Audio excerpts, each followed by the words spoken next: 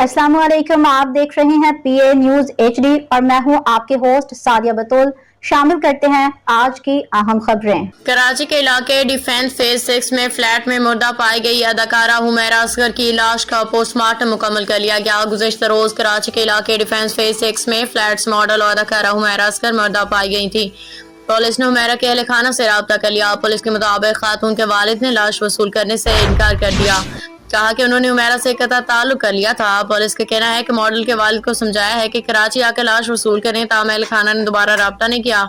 Model अदाकारा हुमैरा की लाश शीपा सर्द खाने में मौजूद है। SSP साउथ महरोज अली के मुताबिक खातून फ्लैट में 7 साल से अकेली रह रही थी।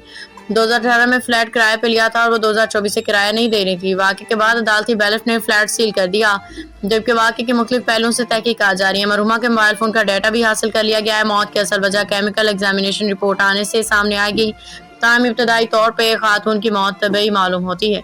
न्यूज स्टूडियो से अब तक के लिए इतना ही। मजीद खबरों और अपडेट्स के लिए देखते रहिए PA न्यूज HD।